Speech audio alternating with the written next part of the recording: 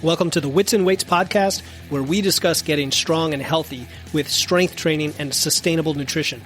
I'm your host, Philip Pape, and in each episode, we examine strategies to help you achieve physical self-mastery through a healthy skepticism of the fitness industry and a commitment to consistent nutrition and training for sustainable results.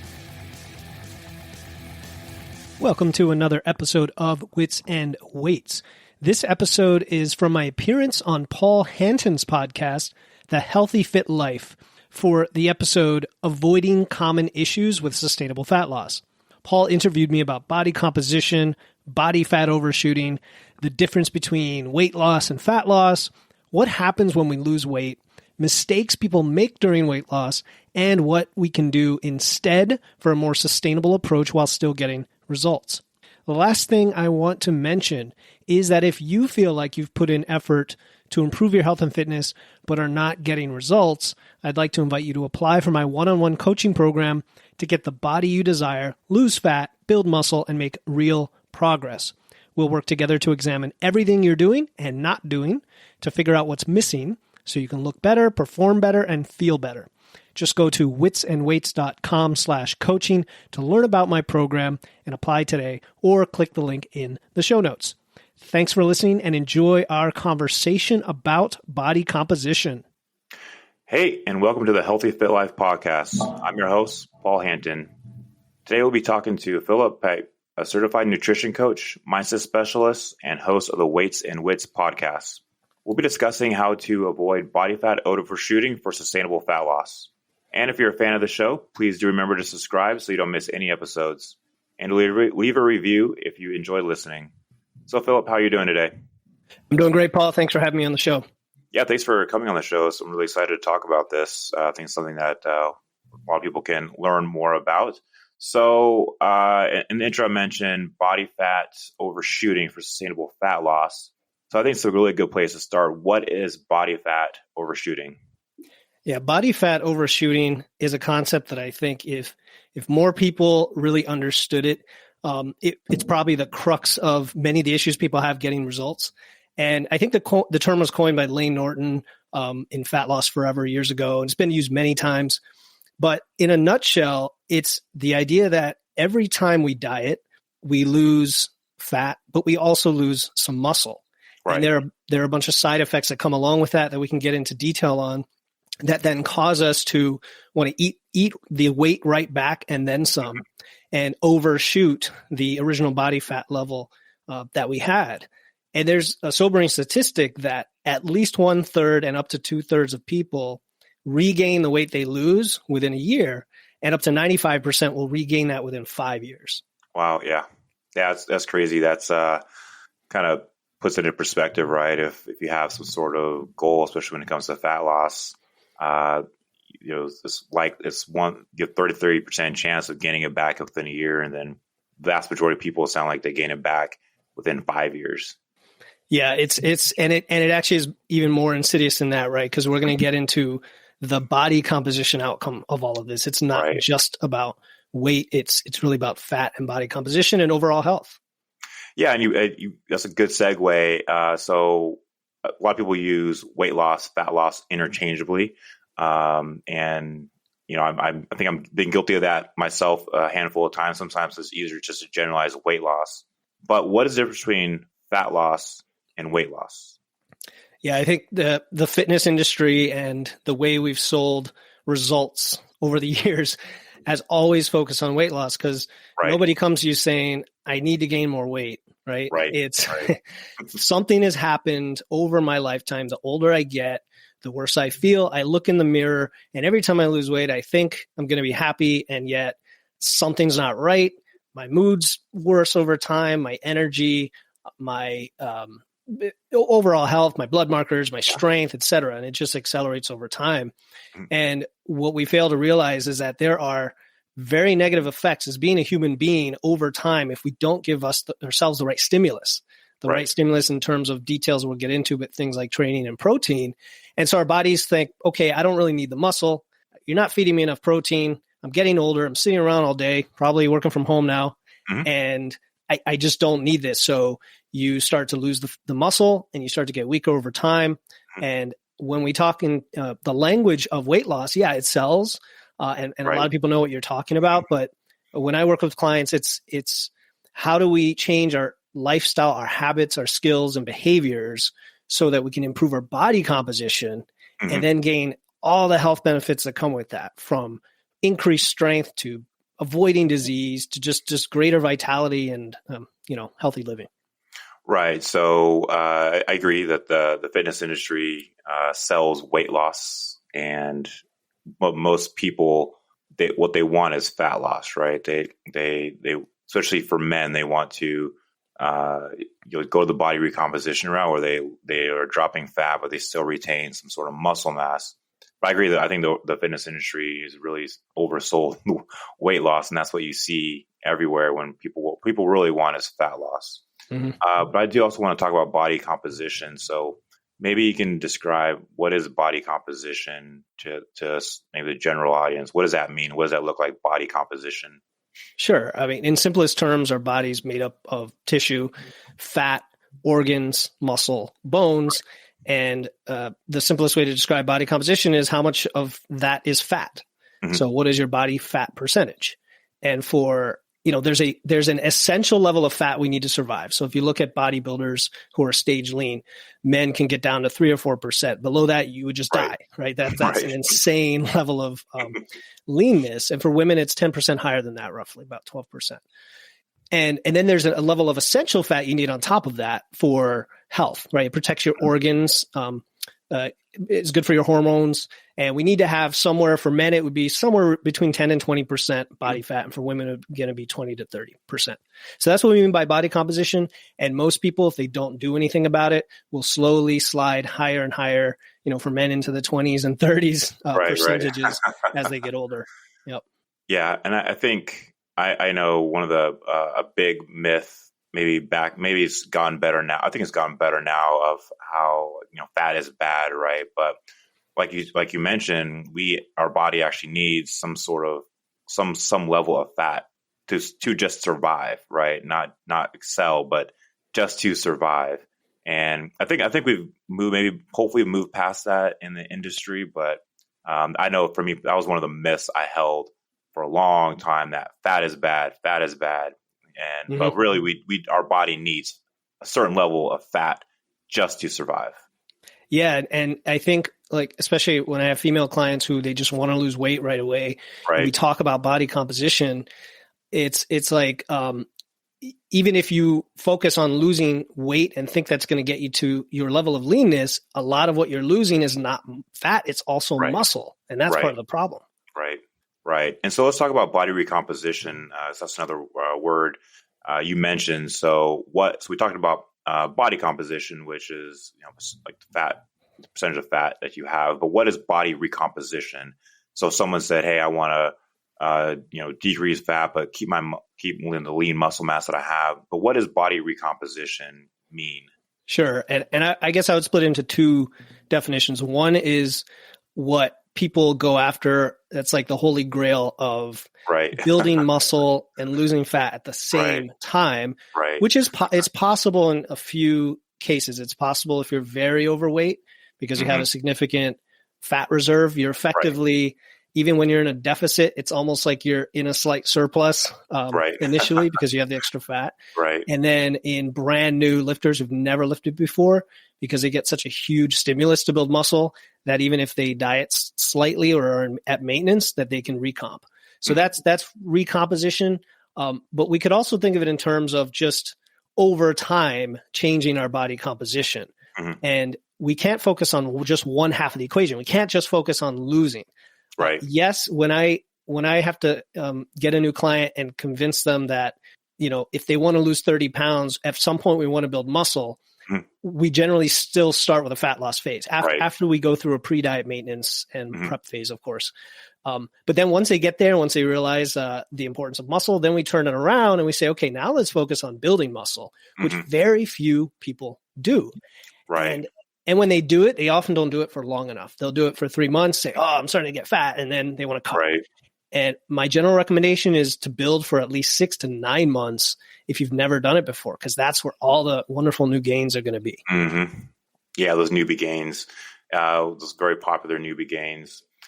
So you mentioned you recommend people do the 6 to 9 months of just strength training, especially if they're new. And I think that's really a really important consideration, especially if you're starting out and you're brand new, because those newbie gains are very real. And so what you're saying is the longer you can prolong that, the longer you get those benefits from being that newer lifter, right?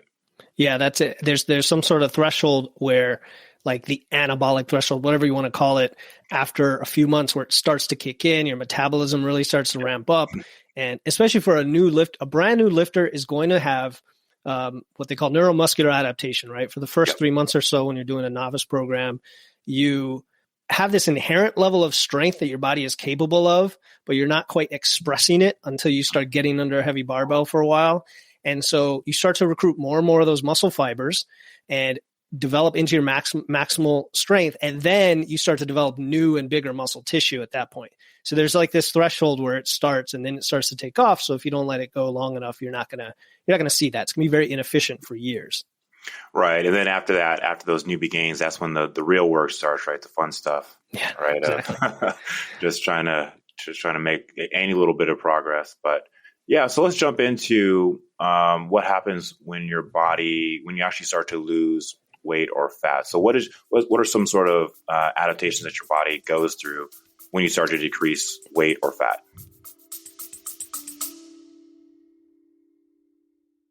Hey listeners, this is Philip Pape, and I'm excited to announce our upcoming totally free 21-day challenge starting December 1st. It's called the Wits and Weights No Diet Holiday Body Recomp Challenge. This challenge is about learning how to achieve body recomposition.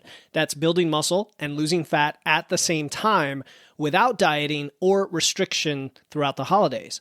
I'll be giving you free videos, guides, and personalized coaching in a private group chat to help you enjoy the holidays while being satisfied and guilt-free. The kickoff call is Friday, November 17, and the link to enroll is in the show notes. No matter what episode you are listening to, don't worry. If you're hearing this after November 17, you can still register and get access to the replay and resources before the challenge starts on December 1st. Again, to join the Wits and Weights No Diet Holiday Body Recomp Challenge to build muscle and lose fat without dieting through the holidays, click the link in my show notes. Now back to the episode. Yeah, and I like the way you put that as adaptations, because I think people have to understand that the body is very dynamic. It does adapt to whatever you do to it, but it never breaks. It never like totally falls apart. I've heard the term broken metabolism. Again, it's a sales tactic in my opinion. Say, well, your metabolism is broken and needs to be fixed. Really, no, it's downregulated. So what happens when you're dieting? Let's talk about the average person who isn't doing the things we're going to talk about a little bit later, who's maybe sedentary with a standard diet, and they use a typical restrictive diet, either cutting calories and or cutting food or food groups, something like keto or all the fat. I've done them all myself. Okay. And so you're doing that. And what happens is you start to lose weight pretty quickly initially, and your metabolism will start to decline right away, your daily energy expenditure. So the amount of calories you burn. Right. So one of the first plateaus people get to is, hey, I'm eating on so few calories and yet I'm not losing weight. I can't lose weight. When in reality, you're probably losing weight way too quickly and your metabolism is keeping up with that. And now you need to cut further because you're not doing the other things that we do to try to diet on more calories. Right. There's a lot of hormonal changes, right? Your thyroid hormone decreases, that affects your metabolism. Cortisol goes up, that's stress. Leptin and ghrelin, which regulate fat cells as well as appetite change. So what happens is as you're losing weight quickly and you're not training and you're losing muscle, all these things create a vicious cycle where you experience, number one, muscle loss induced appetite. Number two, hormone-induced appetite, and then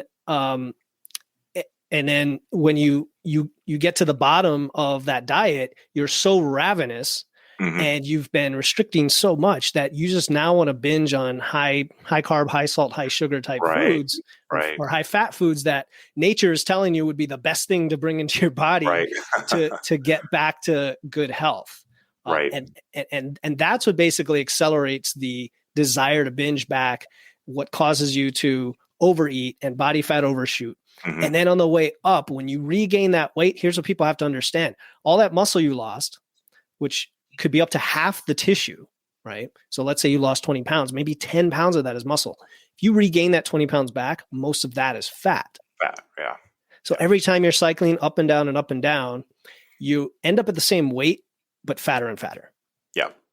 Yeah, I think that's something, what you mentioned initially about when people generally just decrease their calories to an unhealthy amount, which makes sense, right? Because we talk about being a caloric deficit. And so you think, I'm just going to keep decreasing my calories but then you have to ask yourself, okay, at like what point are you going to stop, right? 'Cause 500 calories a day, 100 right there. It doesn't really, the logic doesn't really make sense when you start to really think through, okay, yeah, you need to be a caloric deficit, but how far can you go? And I think people sometimes go too far and they kind of hit that plateau. Then they realize they can't go any further and they kind of get stuck. Yeah, exactly. And so that's why I think it's very important to spend some time bringing up your maintenance calories to a higher level where you can diet on a higher level. Now you can't just magically do that. There's two pieces that I think make the biggest impact based on what I've seen, based on what the evidence supports. One is going to be training, strength training, where not the training itself, which does burn some calories. It's the adding muscle mass, again, talking about body composition, that increases your base level of metabolic rate. And because muscle is more expensive than fat. And then the other is activity. But here's where people go off the rails again, because a lot of people think of activity as cardio, like tons of cardio, hours and hours on a treadmill, when in reality, we just need to move, and generally that's steps. So I usually tell people step count, because if you look at our ancestors, right, they had to move all day. They had to expend energy all day. We don't do that today, but as little as an extra 2,000 or 4,000 steps a day could probably up your calorie burn by several hundred calories every day. Yeah. And you touched on one big misconception or mistake that people make when it comes to trying to lose weight or lose fat is over relying on cardio, or only focusing on cardio, or thinking that that's the only way, that's the best way, or the only way to lose weight and fat. So how do you help people kind of understand that cardio has a lot of benefits for you, but when it comes to weight loss, fat loss, strength training is just going to be better for you? It's hard to convince people who do the Pilates and the Orange Theory and the CrossFit, and they're just so into all of these things. And that's where you have to develop a relationship of trust and basically have them try, an effective training program and understand what that's all about, and that we have goals. We have a goal, and our goal requires us to prioritize certain things, and we can't do everything. If you want to be a world-class tennis player or marathon runner, fine. We're going to have to focus on that. If you're trying to improve your body composition, then strength is where it's at. And too much cardio is going to interfere with the recovery from that lifting, which then interferes with the adaptation from the lifting. And that's how we build muscle. It also can send our bodies an endurance signal that, hey, it kind of conflicts with the strength training signal. And it basically tells our body, try to be more efficient with calories because I see you really need them. You're moving a lot every day. Be efficient and thus bring down your metabolism. Right. So what a lot of people find is that they go from hours and hours of cardio to 3 days a week in the gym for an hour, and all of a sudden the metabolism starts to go up. Right. And then another common mistake that you mentioned already, but I want to talk a little more about, is the extreme restriction around what you're eating or even caloric intake.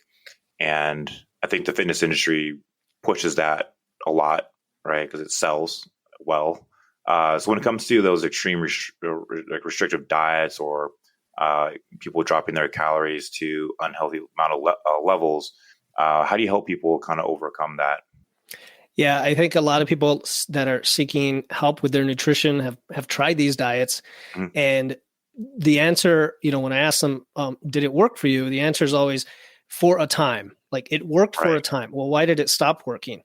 Well, I can't not eat carbs for the rest of my life. Right. Yeah. Or I can't, whatever restriction it is, if it's carnivore, I can't just not eat vegetables for the rest of Right. my life. Right. Maybe some people can, but but it comes down to sustainability, right? Mhm. And yeah, maybe it's a buzzword, maybe we throw it around a lot, but how do you solve both sides of the equation? One is trying to lose weight and maintain a healthy body composition, and the other is eating things I enjoy for the rest of my life. Right. And a lot of people think those two aren't compatible. They think of dieting as an on-off switch. Okay, now I'm in dieting mode, so I'm going to start cutting everything out. Okay, I'm done. Now what? Like, how do I sustain it? Do I just eat everything I used to not eat or that I cut out, but less of it? I don't know what to do.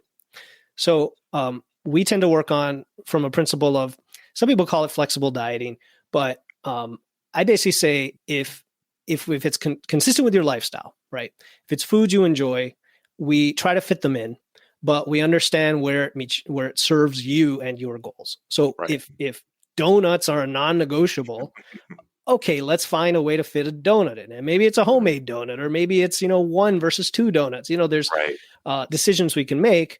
And there are occasionally hard rules people need to set for themselves when things are just completely triggering for them. But I don't want you to just say, I'm not having carbs. Hey, this is Philip Pape, letting you know that applications are now open for one-on-one coaching. If you're a busy working professional who has tried dieting and exercising for years with little in the way of results, and you want to lose fat, get lean, or feel confident in your body without excessive dieting, cardio, or restrictions, just go to witsandweights.com/coaching to apply. Yeah, and that sustainability piece you mentioned really ties back into those statistics you mentioned in the first part of the episode about a third of people, I think like a third of people in the first year just gain it back, and then the 95% of people gain it back within 5 years. And that goes back to sustainability, like you mentioned. And so I also am a big proponent of what we call flexible dieting, of trying to try not to restrict people from eating some of the foods that they love and they just cannot do without for a long period of time. I think people can maybe suffer through it for a month or two, but it's really hard for people just to go without it for the rest of their lives. And that's, again, sustainability and thinking long term about how you approach your nutrition and your health. Yeah, totally agree. Yeah, and then the other piece of that, of course, is the macro balance, all the things that we do as part of that dieting approach that most people don't do. For example, the big thing, and we can call this a mistake or we can call it a solution, but most people don't get nearly enough protein, right? That's a huge one right there. Every client that comes in who doesn't already have a good, solid education on this stuff is probably under eating by 50 to 75%. Yeah. Right? You have a 170-pound female eating 60 or 50 grams of protein a day, and she needs to be eating 140. Yeah. And of course, from week one, it's how the heck do I do that? Right? How do I do that? And that's where the education, awareness, and skills come in. Yeah. Exactly. That's another common mistake. The macro balance. It's very easy. It's very easy to consume carbs, especially here in Texas. Sure. And so, I see that all the time too, is the skewed macro balance of not enough protein, but, overeating on the carbs and the fat. But I agree. I think a large part of it is just education and educating people on proper nutrition habits. And I think just another key thing is just making sure people plan ahead too, as well, especially with meal prepping and putting together a grocery list and again, like the triggering foods that that may trigger them to overeat or stuff like that. But yeah, I think the education around proper macro balance, why protein is important, goes a long way. I notice a lot of my clients. Yeah, for sure. And you mentioned some great tips in there, including the planning ahead. I mean, just in general, that's something people are missing. And why we often emotionally eat or overeat is we make decisions in the moment. So if you tie that into protein, for example, someone listening who's thinking, I need to go from 50 grams of protein a day to 140. Right. First of all, you have to know that you're eating 50. And the only way you know that is to log it somehow. And my clients log because I think it's an educational tool. I think it's a great habit to learn about food and how much is in food and swapping foods out. But you could also do fun tricks or techniques like pre-logging your food for the next day, or for the weekend if you're going to go to a party or event, just pre-logging it, see what it looks like. Or, hey, I can't get enough protein, so how do I do that? Well, let's do the math. If you have to get 160 grams of protein, you only eat twice a day, you have to slam down 80 grams a meal. That's probably not feasible, right? Unless you're in Texas with the barbecue, right? Hey, yeah. But so then you do the math, say, okay, maybe I need to eat 4 or 5 times, and each of those has to have 30 grams of protein. Well, how do I do that? And do I have the groceries for that? Am I incorporating dairy and eggs and meat and all the things I need for that? Yeah, that's a good. So we talked about some common mistakes that people make, and I think it's also good to discuss what people can do better, what people should be doing instead. And you brought a really good point around finding out where they're at first. So like you mentioned, if someone doesn't know how much protein they're eating, I know you can do like the intuitive eating, but I'm also a big proponent like you of tracking that way. One, education, so you understand what you're putting in your body and how much. I think another common mistake people make is that they underassume how much they're eating, right? Overassume. Underestimate. Underestimate how much they're actually eating. Yeah, for sure. And then when they start tracking, they go, "Oh, wow, that's a lot." Okay, that's right. So I think the education piece is really important. But so when it comes to what people should be doing, you mentioned the training. So let's talk about the training. What should someone's training be focused on if they're looking to lose weight or especially for fat loss? Yeah. So I love talking about training, and I know a lot of nutrition coaches don't get a lot into that, but it's a huge part of my life and what my clients have to train. Like they almost have to train. That's the big missing ingredient for most people to give you that stimulus for muscle growth. So I like to start with principles. I hear myself in the recording. Do you hear that? No, I don't. I don't have my headphones on, so I don't. All right. So I like to start with principles. The first big principle is going to be mechanical tension. That whatever you're doing in the gym, you have to have sufficient stress on your muscle. Usually this comes from very heavy weights, right? And this could be barbells, but it could be dumbbells, it could be machines, whatever. I'm not going to be dogmatic about it, but most people are lifting in high rep range, high volume, light weights, and they need to put a lot more stress on their muscle. So that's mechanical tension. The second principle is going to be maximum effort. Whatever you're doing, you have to be training hard. So even if it is 12 reps or if it's 3 reps, those last few reps have to be really hard and feel like something you've never done before. Right. Big missing ingredient. And then the third principle is going to be progressive overload. So a lot of people will go into the gym and they'll do the same thing over and over again, and they won't change the weights. But we need to increase the load, right? We need to add weight to the bar, add weight to the dumbbells, or add reps. They're both effective, but for beginners, I recommend focusing on weight and just going linearly, adding 5 pounds to the bar every session, so that your body gets greater and greater stress each time that it adapts to, and you come back stronger each time. Yeah, like I said, adaptation is key, right? Your body's going to adapt to whatever you throw at it, and that includes if you throw stress at it, i.e. lifting weights, right? So your body's going to adapt to that. And you mentioned a great point about that progressive overload. And I think that's something that a lot of people overlook, they don't think about. And so I make all my clients track their workouts so that way we can see how are they doing in their workouts. Because you mentioned how important intensity is for your workouts in order to see any sort of adaptations for your body. Because if you're just kind of lollygagging through a workout and you're really comfortable, well, good on you, but I don't know, it's really going to have any sort of adaptations, right?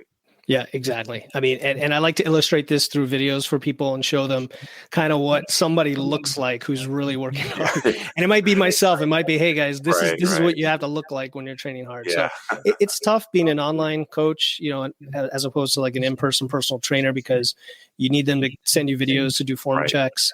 And like you said, track their reps and weight and see, are they actually progressing like you would expect if they're truly getting stronger? Right. So we talked about training. So let's talk about nutrition as well. So you mentioned making sure someone gets enough protein, how crucial protein is. So when it comes to nutrition and someone wants to focus on, let's say, fat loss, what can they do with their nutrition? How should they structure their nutrition at a high level? Yeah. So there's a couple things. First, we want to have the macro balance sorted out, right? So we talked about that before, of starting with protein, always starting with protein and making sure you're getting roughly a gram per pound of target body weight. But we know there's a wide range, anywhere from 0.7 to 1.2. And if you're getting currently 0.3, getting to 0.7 is going to make a big difference. Yeah, right. Baby steps. Let's work with the client, and let's work them and titrate them up toward that level. So it starts with protein. Fat, 20 to 30% of your calories is usually doable for most people, unless they come from keto and they have to have more. And then the rest goes to carbs. And you might find that it's more carbs than you're used to eating with some of these diets. Right. On a fat loss phase, what you're going to do then is select your target weight, and you want to go with a reasonable deficit. And the evidence supports a deficit of between 1/4 to 1% of your weight per week. Right. And the sweet spot for most people that I've seen is around 0.5% to 0.75, because if you go too aggressive, it's just too few calories for most people. Mm-hmm. So if you're 200 pounds, you're looking at maybe 1.5 pounds a week, something like that. And when you do the math, that comes out to 4,500 calories a week deficit, which is 400 to 600 calories a day, something like that. Just doing quick math. Which is not terrible for most people. If you have a metabolism that's around 2,200 calories, that's going to put you at 1,800, for example, or 1,700. But that brings us back to why we need to diet on more calories and bring that metabolism up. Okay, I have a client who I've never seen it so extreme, but he was very overweight. We're talking maybe 50, 60 pounds overweight. He trained when he was younger. He got pretty jacked when he was in his 20s, and now he's in his 40s. So that's a point going for him, because if you train before, it comes back quickly. Right. And we started him dieting at the full 1%, and his expenditure, his metabolism just keeps climbing and climbing and climbing, because he's strength training and he's getting protein. And then the next thing I haven't talked about, but getting steps. So he's doing all these things, and every week we say, man, let's just stay where you're at. Your deficit is getting bigger and bigger without even changing your calories. Yeah. So it's. I know I'm throwing a lot of things at people, and I could go. There are other things that support this, like stress, sleep, recovery, and so on. We can get into, but those are the big ones. Yeah, I think one of the key things that you mentioned is taking that gradual approach and not looking to lose 10 pounds in a week, right? Trying to do something in a healthy and more, and I'd say more importantly, but also just as important is sustainability, right? And making sure that whatever your clients do is something they can sustain for a long period of time. Because if you look at health as a lifelong pursuit or endeavor, whatever you do is going to have to be sustainable. I know I've seen people start and stop things, and they'll start for a month or two, then quit, and it's because they're just trying to go from zero to 100, overnight with their training or their nutrition. And really, you just got to look at a gradual baby steps, like you mentioned, right? Just take baby steps to where you need to go or where you want to go. Yeah, I mean, it's about progress and process, and that gets you to your result, right? Because if you can't stick to it, if it's not enjoyable, you won't get anywhere. And I like the point you made about the deficit itself being part of sustainability, meaning besides all the food selection, quality, and so on, the fact that you are measuring, tracking, and then trying to stick to a certain glide path that is conservative enough is part of sustainability, because along the way now you get time to figure out, okay, how do I eat a little bit more fiber and a little bit more fruits that have more water in them so I don't get as hungry. You start to learn these techniques as you go on the way down. And then when you've lost all the weight, and not much muscle because you're doing it right. When you come back in a surplus, you don't just go start eating Pop-Tarts and pizza. Right. You kind of scale up the things you just learned to eat and maybe incorporate some treats along the way, but it's sustainable. Yeah, exactly. It's a lot of the same foods, whether you scale up or scale down, right? It's mostly just quantity and the macronutrient profile. But yeah, again, like sustainability and education too, like you mentioned, just educating your clients or people in general on proper habits that they should be adopting. So I think that's I know that there's a lot of information out there on the internet when it comes to fitness and health and who do you listen to, who do you trust. So sometimes I know it's hard out on the outside looking in to kind of filter through the BS in terms of what you actually should be doing. But I think two things that I would stress is just make sure it's sustainable. You don't want to overcommit or overdo if you've never done anything like this before. And then just educate yourself, right? There's a lot of resources out there to educate yourself, but education and sustainability are two key things that everyone should be doing if they want to really commit to their health for the rest of their life. Yeah, I agree. I mean, education is a huge gap, and podcasts like yours, Hydro Fitness, podcasts like mine, Wits and Weights, right? That's how I learned a lot about nutrition is through podcasts. Yeah. And that's a big piece. And then once you have the education, where people get stuck is just doing it, applying themselves, right? And some people, and some people have, I don't want to call it discipline or willpower. It's just everybody's different. And some people have the wherewithal to just kind of hold themselves accountable. And many more people need extrinsic motivation to get started. But once you get started and start getting those results and developing the habits, it starts to stick. And again, the sustainability piece comes in where a habit can be developed in maybe 3 to 6 weeks, and you start to stack on habits. And before, say 3 months of this process, you're really well equipped to do this for the rest of your life on your own. Yeah, absolutely. I think that the taking action pieces was also a huge challenge for a lot of people. And education is important, but you also have to take action to incorporate that education or do something. So if you want to improve your health or lose weight or lose fat. So I think that's a really great point, is to not forget to take action, right? And some people need help. Some people need trainers like us to help them out with that. Some people just rely on their intrinsic motivation. Some people need extrinsic motivation, their spouse or their kids, right? So I think that taking action piece is really, really crucial. So before we wrap up this episode, I think it's been a really great discussion and a lot of great points we talked through. What are some last minute takeaways or big things you want people to get out of this if they're listening? Yeah, there's a lot of takeaways here. It's a lot of takeaways. I think the big takeaway is the thing about weight loss, that there's a different way to think about this, that we don't have to struggle for the rest of our lives thinking that it's a constant battle of dieting and gaining weight, that we can take control of not only our physique, which I know a lot of people get into this because they just want to look better in the mirror, but our health. And I think that cannot be overstated, is that if you're worried about diabetes or heart disease or fertility or frailty in old age, at any age, you can start to turn that ship around. You can avoid what 95% of people experience with sarcopenia, osteopenia, all these diseases of aging, and take control of your vitality by telling your body, hey, you've got to be stronger and more capable in this physical world that humans evolved in by strength training, protein, and the other things that we talked about. Right. Yeah, I think it's a really great point to end the episode on, is when you look at health over the rest of your life, like it's not too late to start. If, let's say you were training and then you stop and you kind of wondering when to get back on the bandwagon. Well, start tomorrow or start today, right? You can start at any point in time when it comes to the rest of your life for your health. And I think the other thing is too, like, again, I just want to keep reiterating sustainability. If you start something, but then you're only going to last for 2 months, well, that's not really going to help you out. Mm-hmm. So whatever someone decides to do, and I'm a big proponent of strength training, but some people don't like it. Some people don't want to do that. People rather go ride their bike or run, which I don't like. So props to them. But whatever someone does, it needs to be sustainable, and they need to have some sort of enjoyment behind it. Otherwise, they'll just quit. So again, I just want to reiterate how important sustainability is.